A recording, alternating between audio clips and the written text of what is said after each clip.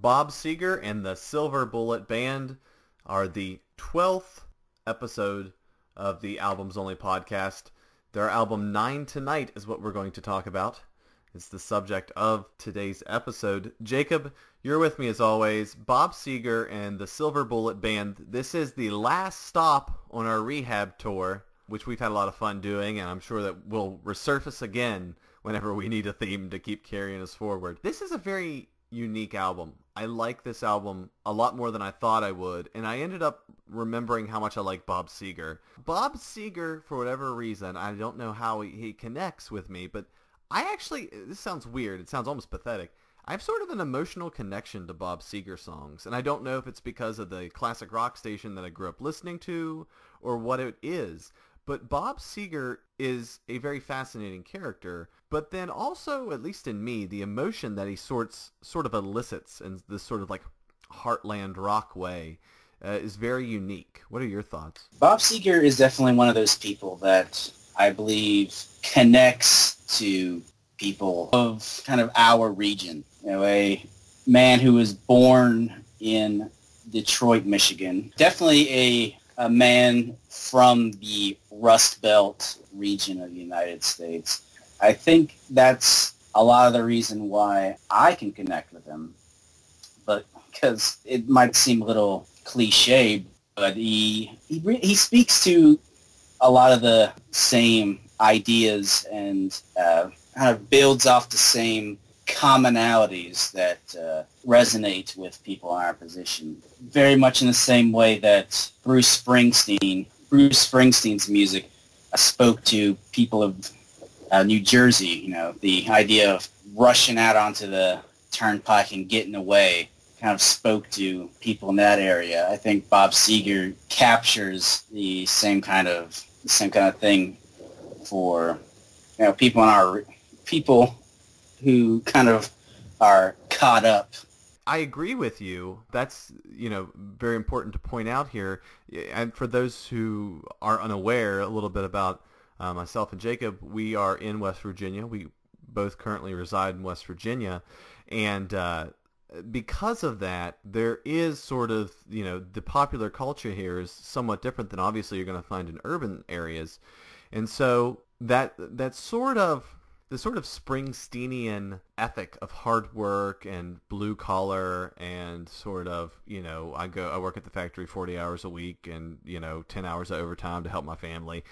That ethic, as old as it is and as sort of corny and trite as it is still here in pockets. It's still here in areas. So it makes sense in that way, in that Bob Seger, Bruce Springsteen kind of sense, that that Mr. Seger would appeal here. That's what's interesting about it. I think, too, it's interesting because Seger never got the critical acclaim that Springsteen got. Springsteen got to have the best of both worlds. He was both beloved by critics and audiences alike. My understanding is Bob Seger not so much. And it's interesting to hear these songs because, to me, the more I listened, the more I found I found Seger to be not only very listenable in the same way that Springsteen is, but Seger to be hitting on a note. There's a certain chord that he strikes, a nerve that he hits with sort of the experiences of people like you and me. And for whatever reason, as simple as the lyrics are sometimes of his, they really hit home. And I think it's partly because of the experience that he had kind of growing up in Detroit, a city that was very influential musically. I mean, a lot of great bands came from that area. I mean, the Eagles, Iggy Pop and the Stooges famously came from the Detroit area, MC5. A lot of great electronic artists, and Motown, kind of one of the most famous record label for R&B and soul music. I mean, it's a very musical town, but at the same time, it was a town that kind of slowly faded as time went on, as the car companies and the car industry in America kind of dried up. Had this slow fade, this kind of growing poverty that I think also informed the music. Because a lot of great music comes from hardship. And Bob Seger, whose music was greatly influenced by soul music and blues music, R&B music. I think that's a lot of the reasons why Bob Seger kind of is so successful at conjuring feelings through his music that people can connect with, because his music is kind of informed by that beauty through hardship. I think that's a great way to put it. And this album, Nine Tonight, this is a particularly unique experience here. Bob Seger in 1976 had a live album that really put him on the spot, or on the map, I should say. And so after he becomes popular, he releases a series of albums, 3 big albums that each sell really well. And Nine Tonight is the second live album he puts out in about a 5-year span. This one encompasses basically all of his hits that he had recorded over the past 5 to 6 years or so. So this is all new stuff from his previous live album in 1975, in 76. What this functions is sort of a fairly nice rundown of his greatest hits in a lot of ways, with some really interesting covers, in my opinion. And there's a lot to like on this album. I mean, there are songs on this album I didn't know that I would love, and there's some covers on here too, which are really great. So let's go ahead. If you want to, Jacob, are you ready to just go ahead and jump in here? Well, just a little bit about the album before we get started on the music. This is, as we mentioned before, Nine Tonight, released in 1981. A live album that was recorded at Boston Garden in Boston, obviously, in October of 1980, and Cobo Hall in Detroit in June of 1980. Cobo Hall was the location where Seger recorded Live Bullet, his first live album in 1976. This album contains a lot of tracks from kind of the previous 3 albums, and what have kind of gone on to become his kind of critical and commercial peak, I guess, as an artist. 1976's Night Moves, 78's Stranger in Town, and what would have been at the time his most recent album, 1980's Against the Wind. When we first picked up this album, it was very much a case of, well, we want to do a Bob Seger album, so let's pick the one that has the songs that we recognize. So it kind of eased the transition into doing it. But it is, in retrospect, it is surprising to me that there are so many amazing songs just in like 3 albums. You've got so many amazing songs in just the 3 most recent albums. And this was a man who started music way back in like the early 60s, 1961. So just thinking like the wealth of material you have just before Nine Tonight came out, this was a man who was a seasoned performer at this point, a man who is at the top of his game. And I think when we dig into the album and you guys listen to it for yourselves out there, you can see the results, I guess, of hard work and experience. We had talked previously about how some bands, I know this was mentioned in passing previously, some bands are bands that, they get together and there's a magic, and that magic is only really there on their first album, maybe first and a little bit on their second, and it sort of obviously degrades over time. What's even more interesting are cases where you either get late bloomers or people who learn their craft really well over time and continue to get better and better as they get older. And this is an example, I think, of the latter there, of an artist who had been inspired by sort of that classic soul and R&B, and given enough time to put everything together with the Silver Bullet Band, he really impresses. And that's what you see here. I agree with you, Jacob, is someone at the top of their game. This is the Bob Seger pinnacle, and it's really good. In terms of kind of critical acclaim, I think that Live Bullet tends to get the accolades in terms of Bob Seger live albums, but right.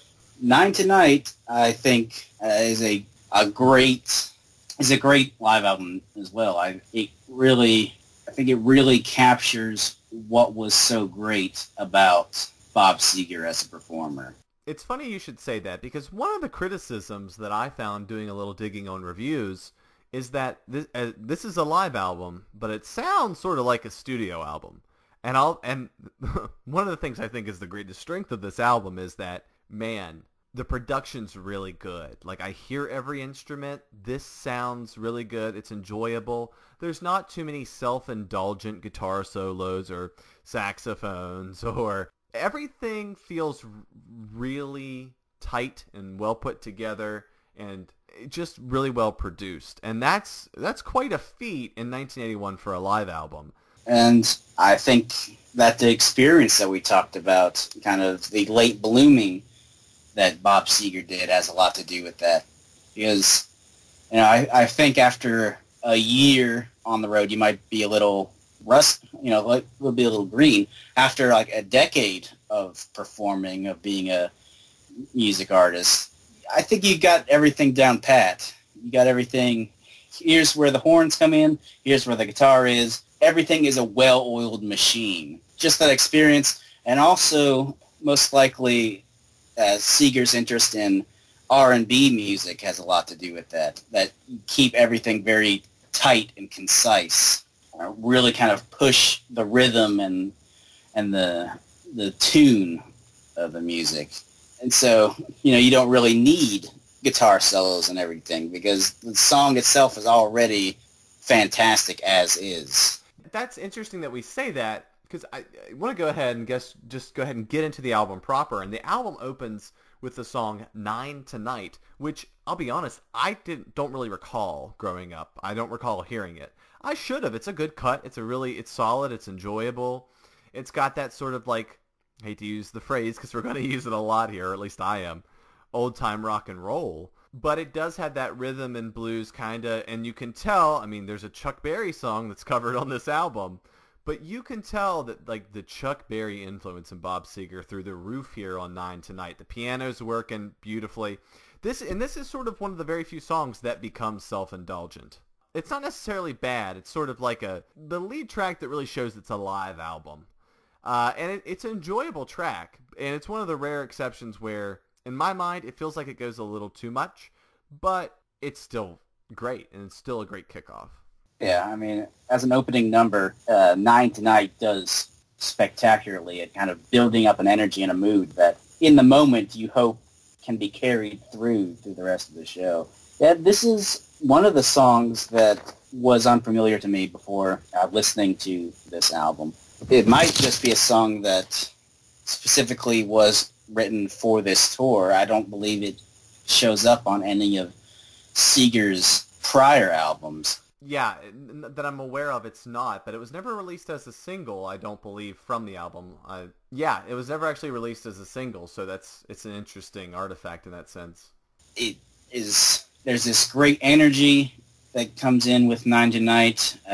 It's a song that, and I fall back on this a lot, it's a song that really puts you in mind of what Bob Seger is as an artist. You have this old school rock and roll feel to it. You got all these horns and stuff, and the lyrics themselves are about getting away, love, this expansive freedom that we all kind of yearn for. And I got to admit that it really it took me by surprise the first time I heard it, and it really affected me in that way. It really kind of got me in the mood and got me energized for the rest of the album, especially that chorus. Just him saying 9 Tonight with all the kind of backup singers.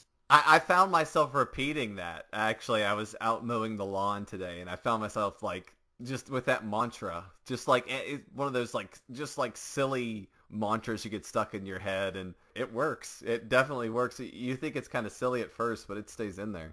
It's a song that you want to play when you're driving.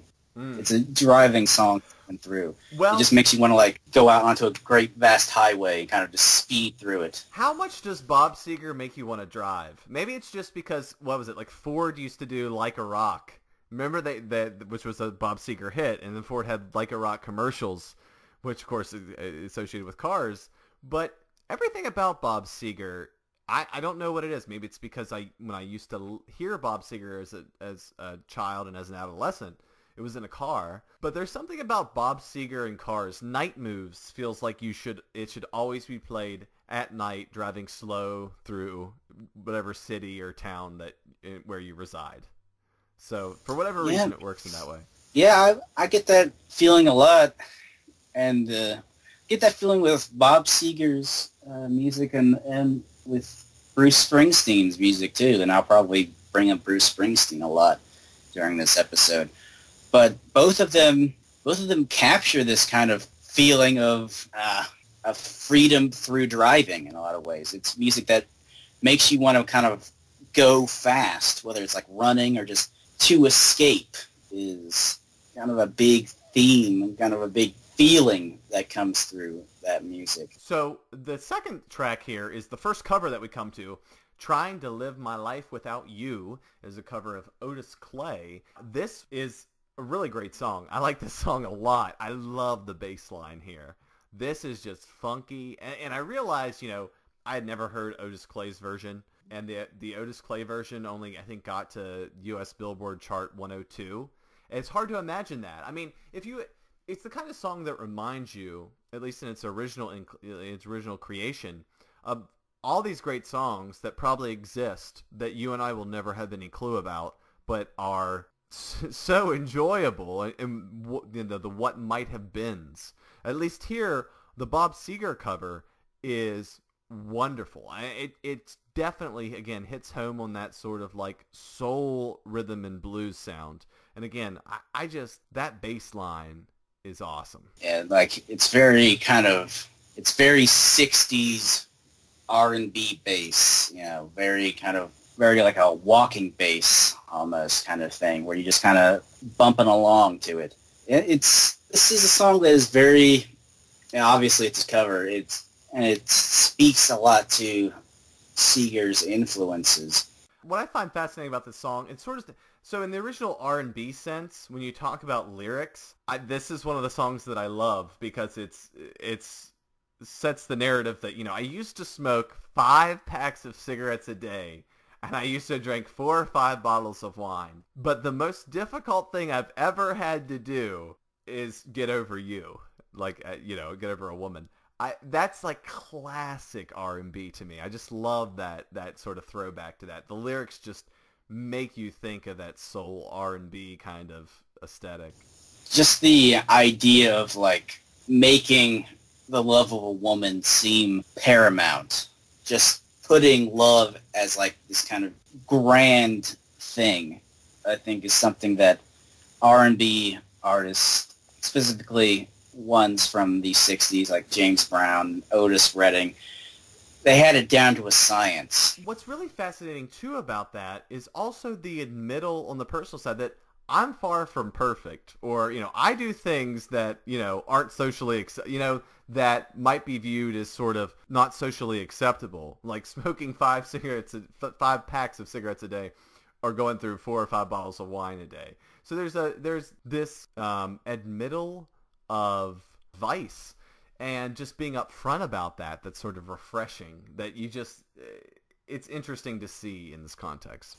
And that, like, the love of this woman is transformative. It can take a man that love has more of a effect on this man, and that the lack of it is much harder than all this vice and kind of debauchery that he's gone through up into his life until this point. It's a classic kind of idea, and Bob Seger is a man who's very much connected with the past. Very much so, and what's interesting about that is the third track here is the one that was the first single. It went to number 2 on the rock charts. It's called You'll Accompany Me.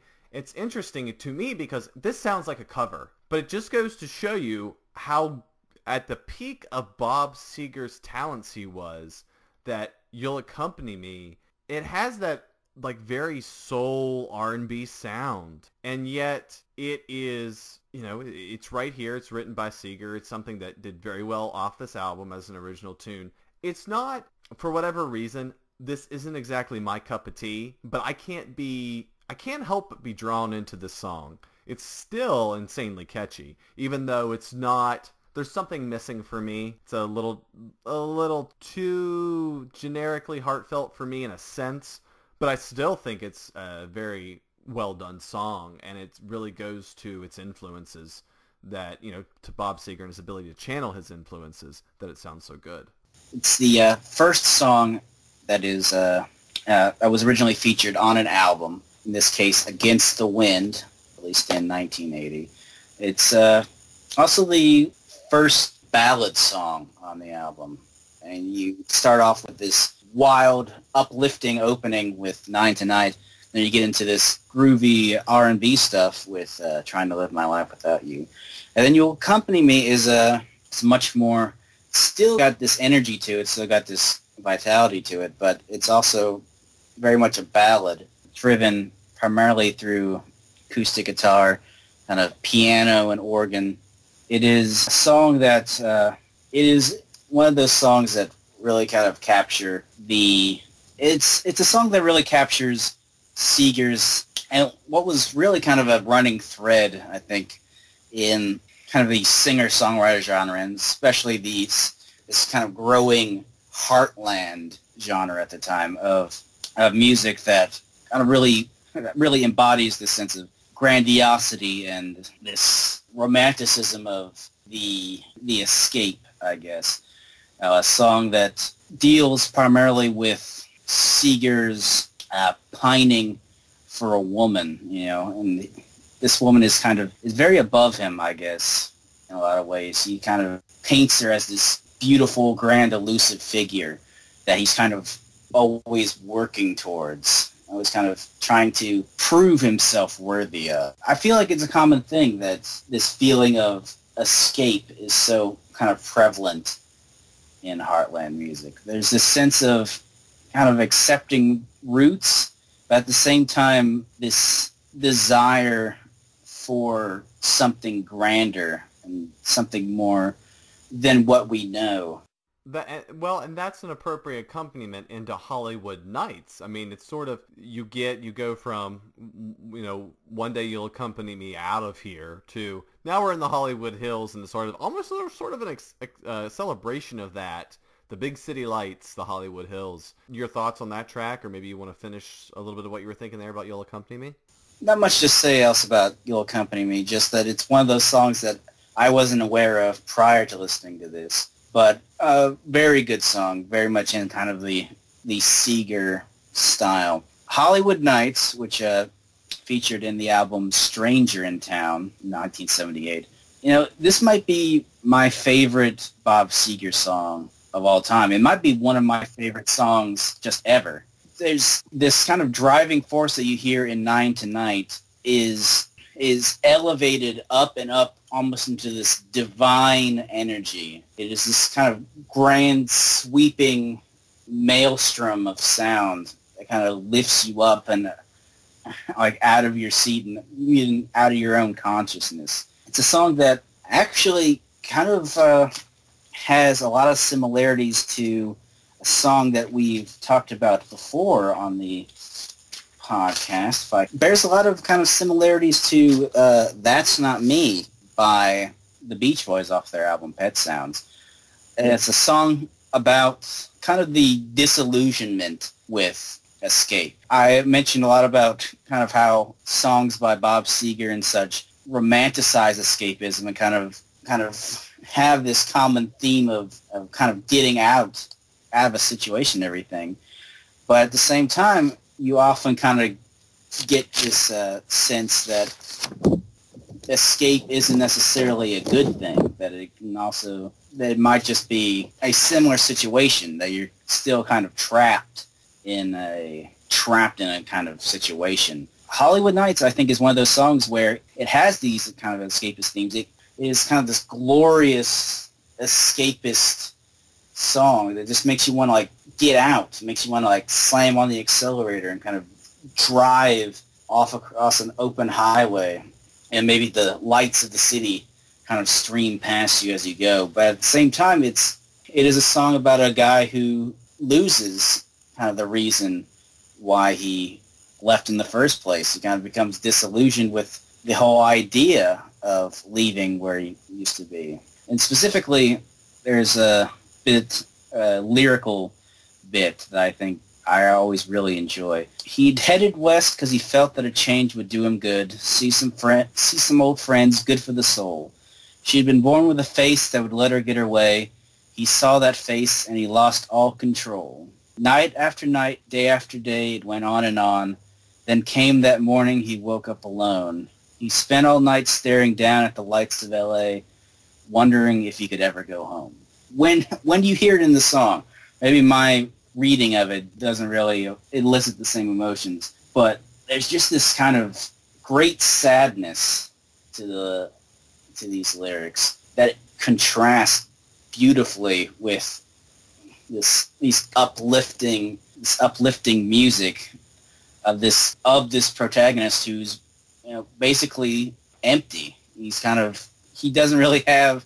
He followed his dream in a lot of ways. He followed love, which was done in such a way positively in "You'll Accompany Me." And in this song, he's followed love and found that there isn't like light at the end of the tunnel. There isn't like the grass isn't greener.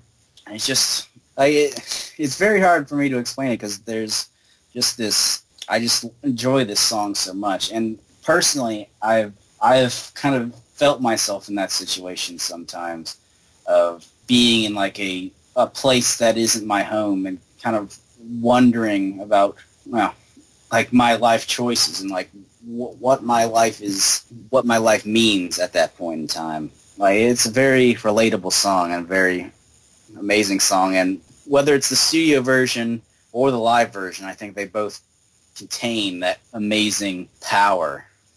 Well, we move on from there to a song that you will be surprised to learn, listener, was only a top 28 song. It peaked at number 28 on the U.S. Billboard Hot 100. Old Time Rock and Roll, a song that has been made iconic because of the film Risky Business. This is a track that, again, if you want to see Bob Seger's ability to write a song that sounds like a Stone Cold classic, it's Old Time Rock and Roll. This will be a staple of classic rock until the day you die and I die and Jacob dies and probably your children's children and everywhere else.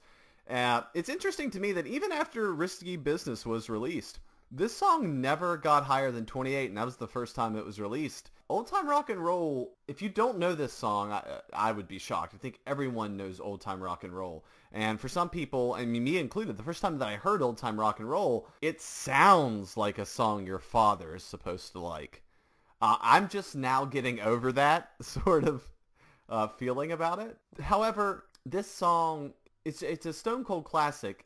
The lyrics itself, simplistic but to the point and just iconic. Old time rock and roll, that kind of music just soothes the soul. I reminisce about the days of old with that old time rock and roll. Pretty much like the epitome of dad rock. Like if you had like a Wikipedia entry on dad rock, like this would be like the song that plays. Well, here's the thing. Like, my father probably would not like Steely Dan, and I can still consider Steely Dan like the dad rock king.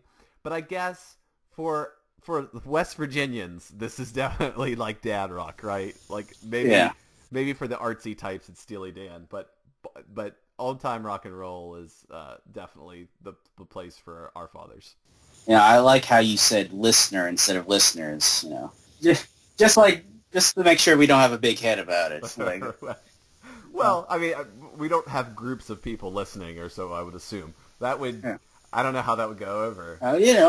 Albums only podcast listening parties. It'd be all the rage at some point.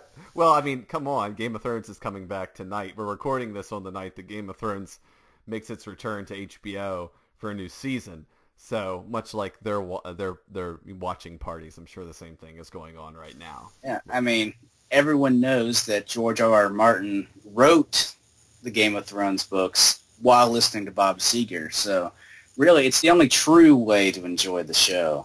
But Old Time Rock and Roll, another cut from Stranger in Town. It's actually the third track on that album.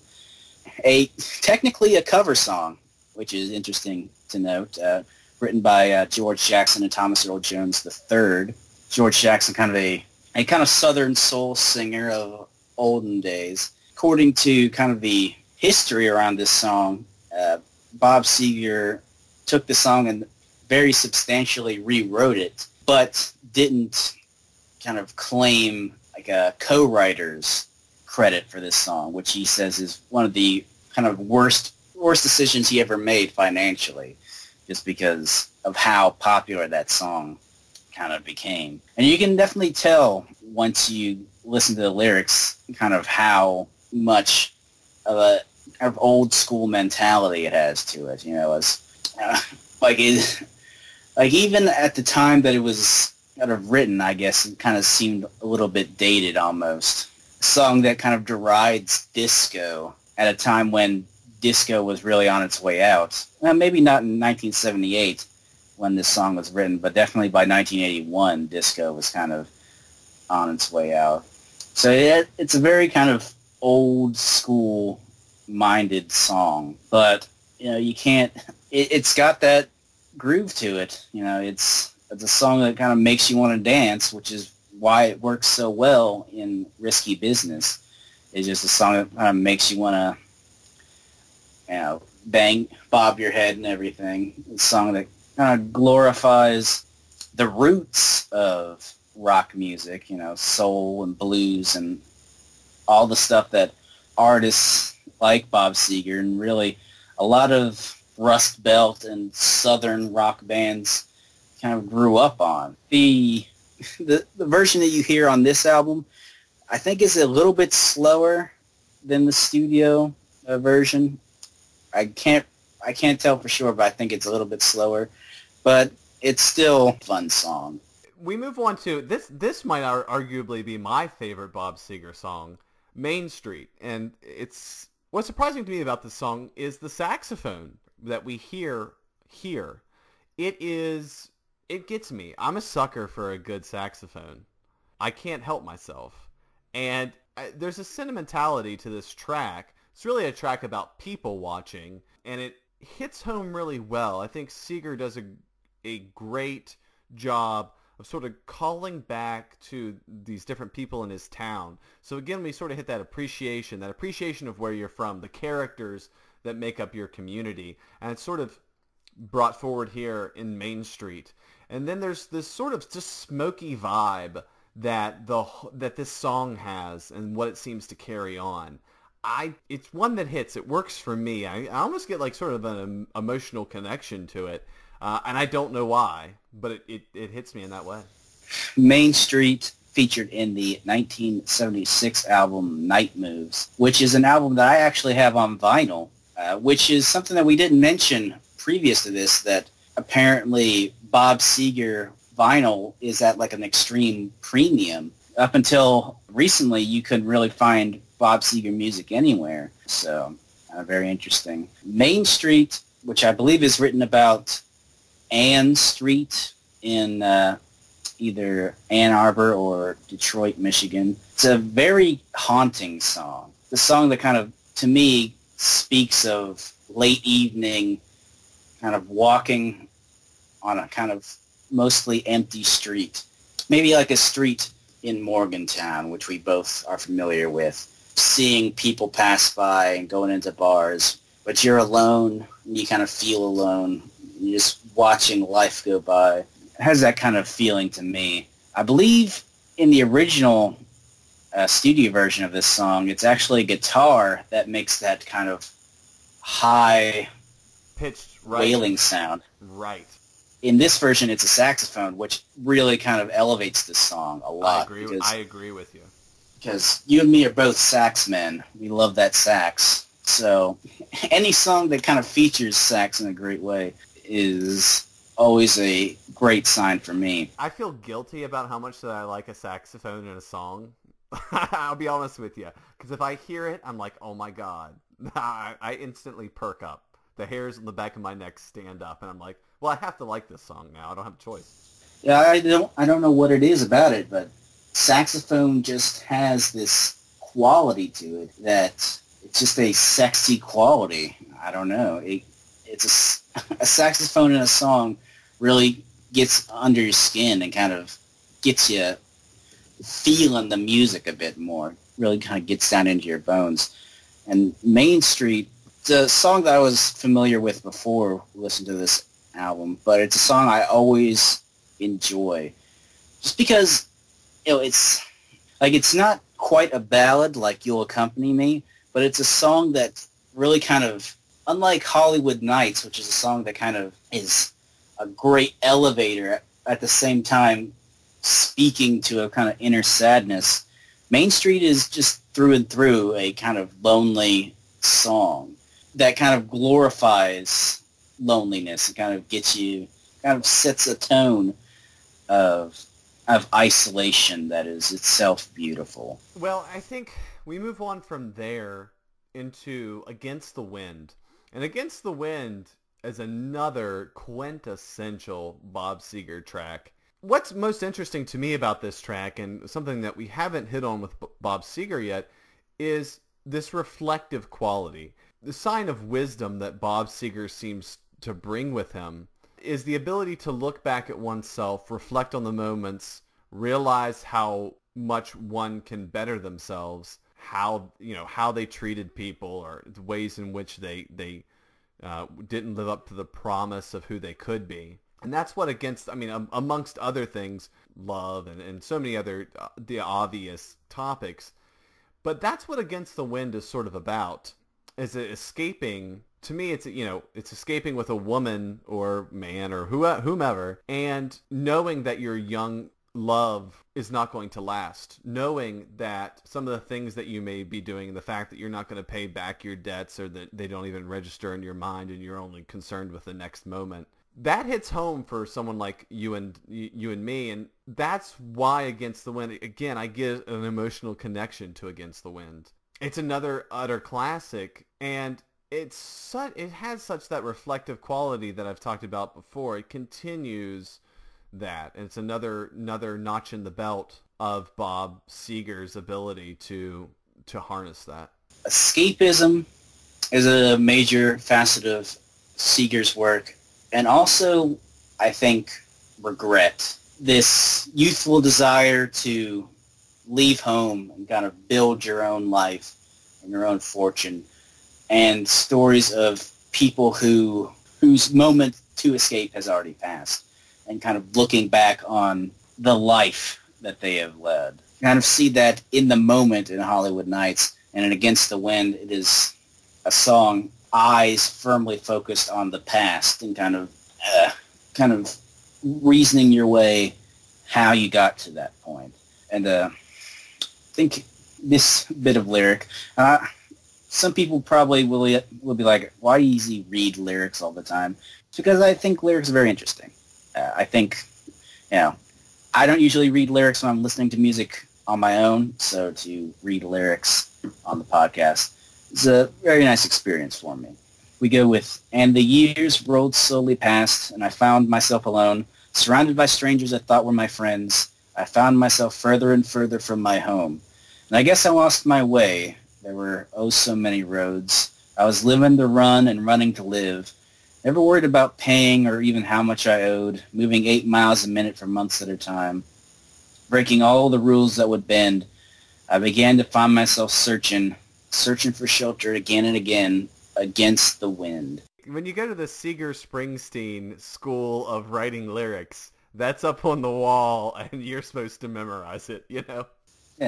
I don't want to seem like I'm putting people down when I say how relatable is regret to people from where I live. The kind of this feeling of like, well, this is it. I tried my best back then, and now it's all kind of gone tails up. But I don't know. It is very kind of relatable to me. Like that is stuff I have kind of seen and experienced, is people living lives that they tried to fight against and kind of didn't succeed. I think that is something that Bob Seger might do better than Bruce Springsteen in a lot of ways. Because to me, Bruce Springsteen is a master of writing songs, at least in his heyday of, obviously they both come from like a blue-collar mindset, Bruce Springsteen's best songs, in my opinion, are songs about kind of breaking away from that, of the glory of kind of breaking away from blue-collar life. And Bob Seger, I think, does a... Go ahead. I'm sorry. It just hit me. I never really thought about it this way. I guess Springsteen, in a way, is more about class consciousness. It's sort of about the downtrodden or the blue-collar class as a whole. And Seeger seems more individualistic. It's a more personalized experience. Yeah, I kind of see that a lot as well, is that Bob Seger is speaking to our reality, whereas Bruce Springsteen does a lot more in the fantasy, almost, you could say, of hopes and dreams of people, whereas Bob Seger, a lot of the time, deals a lot with people in the moment in a lot of ways, people who kind of don't really, might be wrong in that case, but it seems like Bob Seger does a lot with dealing with the reality of these living situations, whereas Bob Seger excels in breaking away from kind of the limits imposed on people by society. So we move on from there to The Fire Down Below. This one, it's fine. It's sort of classic R&B kind of feel to it.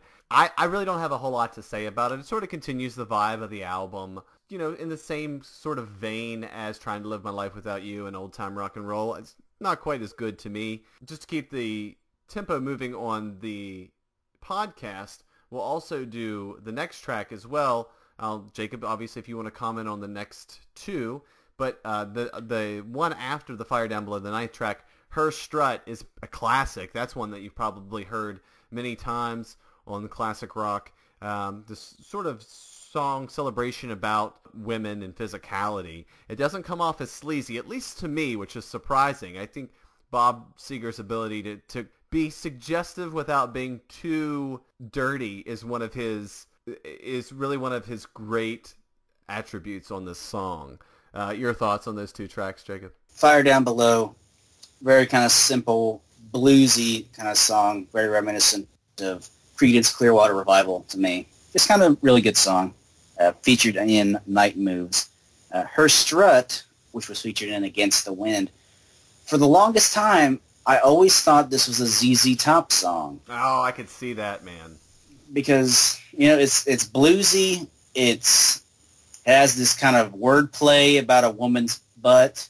Respect her butt. That's right. ZZ Top. There's a double entendre, which instantly makes you think of ZZ Top. But the lyrics, I want to do some justice to the lyrics here, because it is sort of like, some people will say, well, it's an objectification of women. But let's actually look at the lyrics here. She's totally committed to major independence, but she's a lady through and through. She gives them quite a battle, all that they can handle. She'll bruise some, she'll hurt some too, but they love to watch her strut. This is interesting to me, because this is sort of, I don't want to just necessarily view it through a political lens, but this is sort of a celebration of what you might think of as a second-wave feminist woman. Like, she's beautiful and she'll kick your ass. And I find that interesting. I mean, it's sort of, you might be tempted to say that Bob Seger is sort of like the southern rocker and he has all the stereotypes that come with it. Not so if you really pay attention to this song. And Bob Seger is definitely a bit more, I guess you could say, enlightened than some critics would have you kind of assume, based on the fact that he's a heartland rock musician and everything. He's written several songs kind of about class consciousness and everything. So he definitely has his wits about him, I guess you could say, in that regard. And yeah, Her Strut, it definitely has this kind of sexiness to it. It is very kind of slinky, sexy song. But the focus of the song, this woman that he's talking about, is very much an empowered figure, a person who is sexy. That is a part of it, but is also very worthy of respect and is very kind of her own person. So yeah, we move on to Feel Like a Number, and I'll be honest with you, I think that's the perfect title for this song, because this is a It's a fine song. It continues. It's sort of like Nine Tonight in a way. It's upbeat. It works well, but it just feels like another number here, which again isn't a bad thing. It sets the tone. It keeps the rhythm going. It's enjoyable in its own way.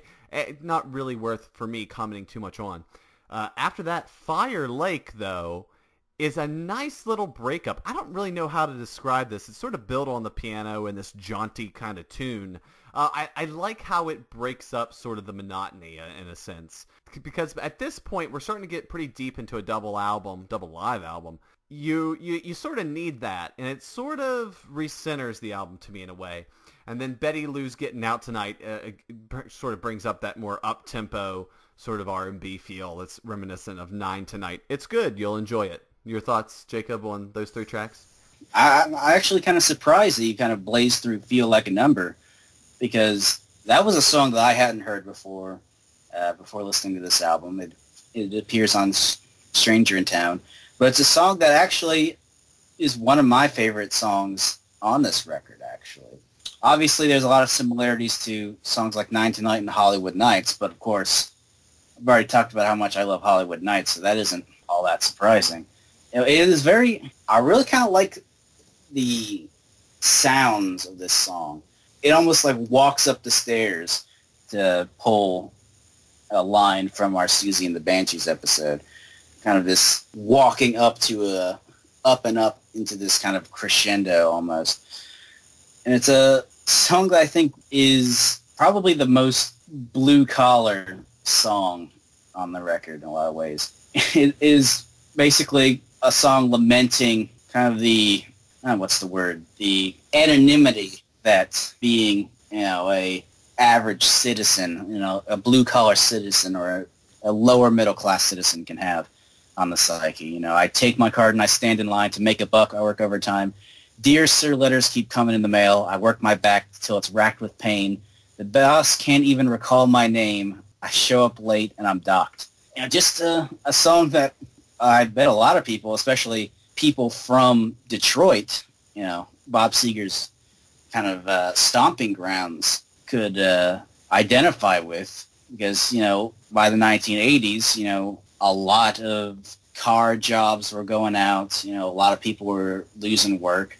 So it's a song that speaks to Bob Seger's demographic, I think, and is still pretty relevant, I think, today. So I really enjoyed that song, one of my favorites on the album. Fire Lake, featured originally on Against the Wind. Not much to say about this one. Kind of a country rock stuff. Reminds me a little bit of Neil Young's Hey Hey My My. That's a good thought. It's interesting you say that. This song actually went to number 6 on the Hot 100, so it was fairly popular. Yeah, it does kind of have that country vibe. There's like The Band, maybe. There's something about it that sort of sounds like The Band. So, yeah, I think we feel a little reversed. You feel like a number more than I do, and I think I like Fire Lake more than you do. So that's interesting. And it's good, by the way. I mean, we shouldn't agree on everything. I'm glad that we don't in many ways. So yeah, eventually we'll probably get to the point where we just hate each song that the other loves. Right. And it's just gonna be a hate cast and everything. Well, that's the inevitable outcome of the internet, right? We'll all hate each other. So yeah. A song about, I'm not sure, I think it's like about a family that's falling apart, or a family member who's died. Uncle Joe's run off to Fire Lake, which could be a reference to hell, I don't know. But it's very kind of a country rocky, Hey Hey My My stuff. You got that tack piano going on. This is really neat. The 7-inch vinyl, the cover of it actually has horses. White horses, and as we know from Portishead, that might go to your death theme. That could just obviously just be a coincidence, but I don't know. That makes sense to me. Good lens through which to view it. Also, the cover of Against the Wind itself has horses on it, so could be a reference to the album cover in that case. That's good. You're right. Then Betty Lou's Getting Out Tonight, which also is from Against the Wind.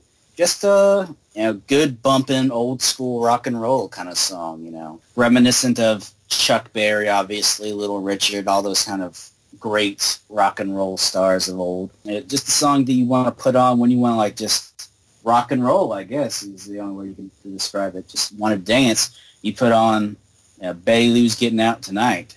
Yeah, it does sound like a Chuck Berry song. I mean, it totally does. Move on there to We've Got Tonight. Here's a ballad. I mean, this is like ballad all the way. So it's just kind of a basic love ballad. Ballads generally aren't my cup of tea, I'll be honest with you. But this is very sweet and genuine. And Seger sings it in such a way when he says, the way he says tonight is very unique. It really works nicely on the song. So I think it's a fine ballad. After that is Night Moves, which, I mean, there aren't many more bigger classics in Seger's catalog, but even in rock and roll than Night Moves. You know, a song that's basically an attempt to sort of capture his adolescence and the freedom that comes with it. Jacob, your thoughts on these two songs? Well, We've Got Tonight, I think, was a song that I'm not familiar with, but I believe it was it was a number 13 U.S. pop charts when it was released as a single.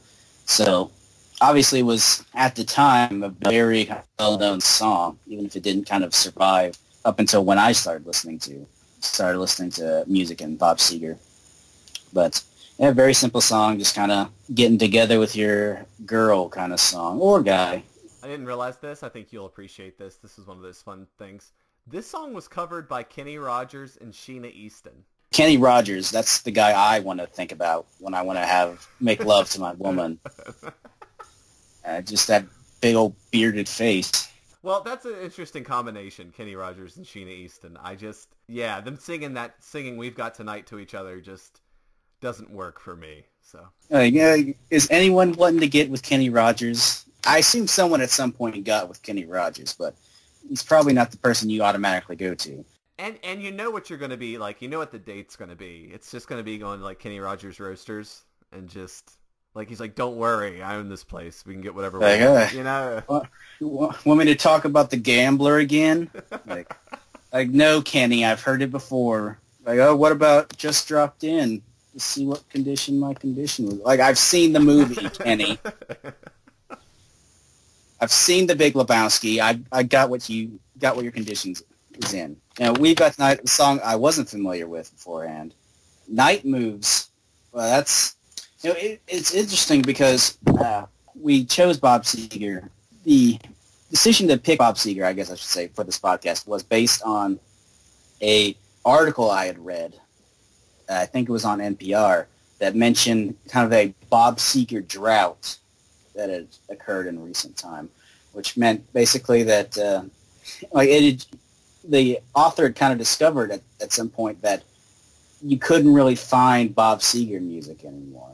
He wasn't on like music services or streaming services like Spotify and everything, which is one thing. It's like a matter of individual. It's an individual question, but at the same time, you couldn't find CDs of his stuff. You couldn't find records of his stuff. And so there was like this strange thing where Bob Seger was kind of falling out of the public consciousness because there was like no real reason to kind of promote his work because you couldn't find it. So you wouldn't hear his stuff on radio anymore. Like DJs wouldn't really play it because, you can't go out and buy a Bob Seger record because there's no Bob Seger records to buy. So it was very interesting to me because, I had never really thought about how little Bob Seger music I had actually ever heard. I had heard like a couple of songs. Hollywood Nights is one of those songs I had always kind of heard on the radio. Night Moves is one of those songs. Her Strut and Against the Wind is one of those songs that I kind of always heard on the radio. But it had never occurred to me before this moment, like how little Bob Seger was actually in the world. We're going through Spotify through 9 to Night. That's how we're listening to Bob Seger at this point. But if you look at the kind of Bob Seger page just on Spotify, you start, the earliest album you got is Ramblin' Gamblin' Man, which was released in 1965. And then it goes into 1975's Beautiful Loser. But there's like 5 albums of Bob Seger music that is not on Spotify. there's like a whole wealth of material that still can't listen to, which astounded me. Like Bob Seger we get at this moment is probably like the best of Seger, but at the same time, you know, you kind of want to get a picture of the artist as time kind of went by. So it doesn't really have anything to do with Night Moves, but just in that this was one of those songs I had always heard, but it had never occurred to me that I had never really heard any other songs by Bob Seger aside from these kind of 4 tracks. Like, you could probably hear a lot of kind of Led Zeppelin songs. Like, you'll probably get a lot of kind of different hits. Bob Seger, like, I can only ever remember hearing like 3 songs. But Night Moves, very great song. I've always kind of enjoyed this song. And kind of a song where Bob Seger kind of, as was mentioned, speaking about his life and kind of how he got to where he was, kind of the glory of youth and childhood, kind of those happy memories. Opens a little bit like a country song. You got that little bit of ragtime piano. You got those female backup singers going on. Just like just kind of like a really kind of smooth, you know, it's not a heavy song. It's just kind of a light, breezy song that I always really enjoyed. So we move on from there, cover the last 2 songs that comprise the album. We look at Rock and Roll Never Forgets and Let It Rock. Rock and Roll Never Forgets, it's a Bob Seger song itself. Fair enough, it keeps up the tempo. It's good. It then closes with Let It Rock, which is a Chuck Berry cover. It's very nice. What's interesting about this is on the vinyl version, it's 11 minutes. On CD and on what you hear on Spotify, it's closer to 6 minutes. So you are getting an abbreviated track here in that sense. This is one where you do actually, and I think it's fine to do it here when it's the last track, you get a lot of rocking out, you get a lot of solos, you get that sort of 50s rock and roll experience to close out the album, and it still keeps the tempo going well. Are these the 2 best songs of that Bob Seger could have put at the end? Probably not. They still keep the vibe going. They still, round out a double album nicely. They still continue over the live experience nicely. Arguably, they extend over the live experience more than, in a way, what Night Moves and Main Street and all these other, well-known tracks do, because you are getting a little looser structure in terms of what you're hearing. So I think this closes out the album just fine. They're just, they're not exactly the hits or anything of that nature, but they're totally enjoyable and they fit in. Obviously, with Let It Rock, Bob Seger is alluding and celebrating his roots. But Rock and Roll Never Forgets also is just a song that celebrates rock and roll music. It is a kind of, which is not really something you see all that often nowadays, but songs that celebrate the concept of rock and roll. Well, you know what's interesting to me? Tell me your thoughts, Jacob, here. The thought just came to me. We're at the point in popular culture where, if you turn on a pop station, you're not really going to hear a lot of rock. That's not what's in. I wonder if we're in the point of history in 2017 where songs that celebrate rock and roll no longer seem self-indulgent.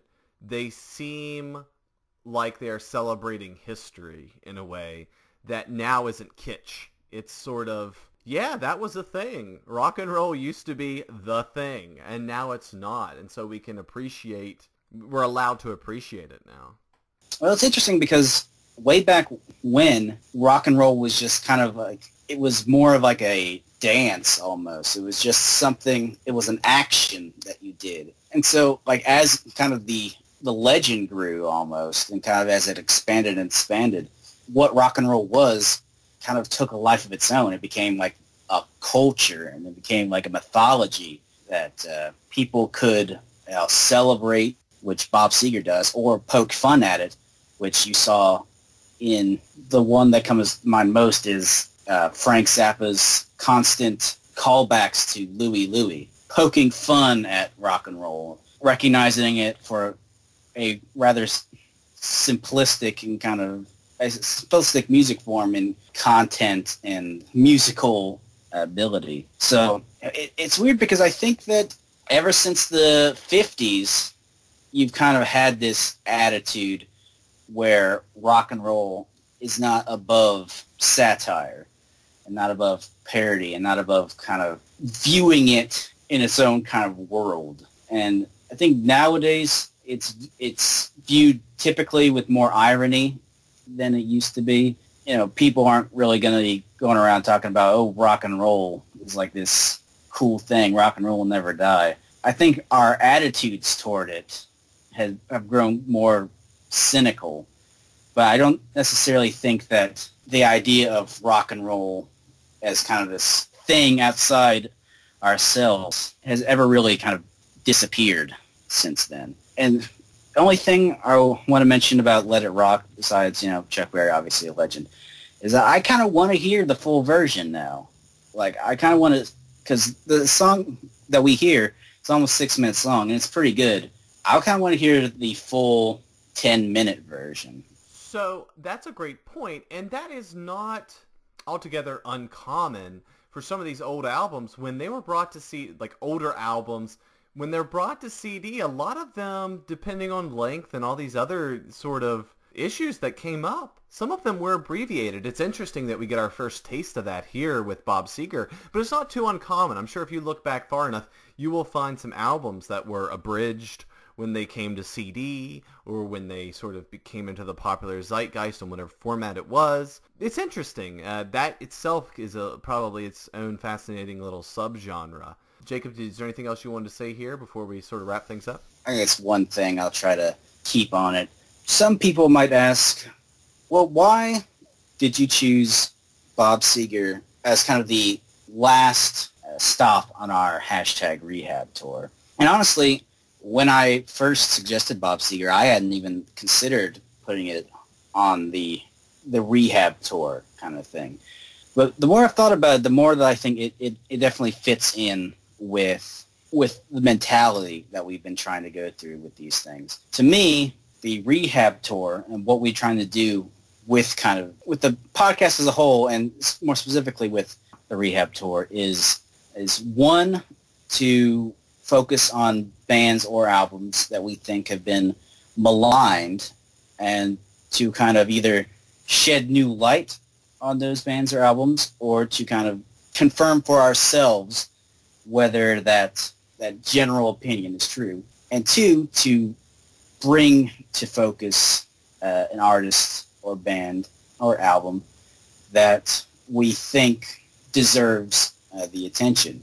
With Food Looking Glass, that was something that Beeves thought deserved attention, so he did that. And with Squeeze, it's an album that has definitely been maligned since its release. Nine to Night and Bob Seger, probably not an artist that people would think is maligned. But I think why we chose it was because not many people were thinking about Bob Seger anymore.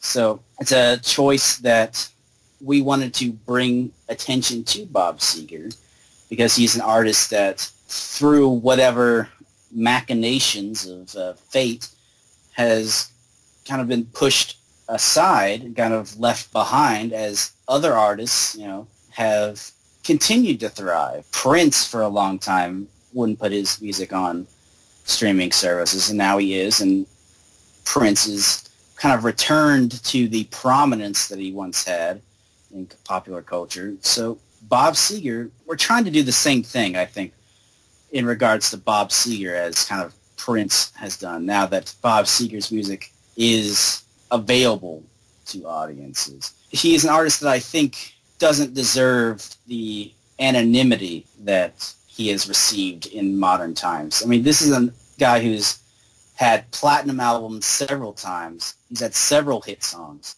You know, this is a guy who is in the Rock and Roll Hall of Fame. 7 platinum albums in a row, by the way. But this is a guy who barely gets heard on the radio anymore. He's a guy whose star has diminished a bit in the ongoing 21st century. So we wanted to give a little focus on Bob Seger here to say that this is an artist who deserves attention again. And hopefully, at least in my personal opinion, that the more attention we give Bob Seger, maybe that will help him release more of his albums, especially that run between 1969's Ramblin' Gamblin' Man and 1975's Beautiful Loser. There are like 5 albums there of music that is still really unavailable to purchase. And it's music that because personally, I am of the opinion that once you kind of release a thing, then you can't really say, well, I don't really, like, I take it back. I've heard that Bob Seger doesn't think highly of his earlier stuff because it didn't sell as well as like the albums that you hear on Nine to Night.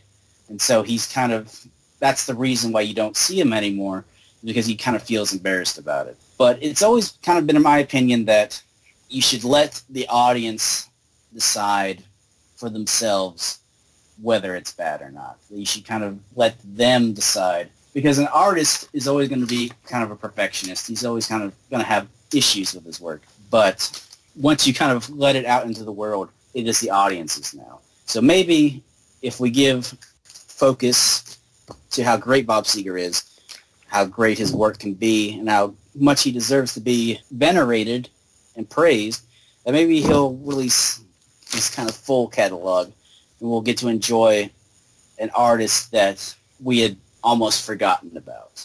So we've certainly done our part to put Mr. Seger back into the spotlight. I want to just point out, if you're interested in the article that Jacob referenced, you can go to NPR. You can Google NPR Bob Seger, and that's the first thing that will pop up is the story, Where Have All the Bob Seger Albums Gone?, which has a lot of charts and very interesting data to back up this idea that Bob Seger in the popular consciousness is sort of fading, or has faded at least over the past 10 years. And again, you've got some really great charts to back that up. And if you're interested, you really should check out, or try to check out, the prices that Bob Seger records from the late 60s to the early to mid-70s fetch. They are ridiculous for albums that aren't particularly critically lauded, but we don't even really know how good they are anymore. Where would you hear them? So it's important to reference that. Jacob, thank you as always. I want to remind everyone you can follow us on Twitter at albumsonly. You can also email us at albumsonlypodcast@gmail.com. I want to thank everybody for listening, and we're going to be back next week with The Descendants and Milo Goes to College. It'll be our really first take at some punk and some music from the LA scene in the early 80s. We're looking forward to that one. Jacob, thanks as always, and listeners, we'll talk to you next time.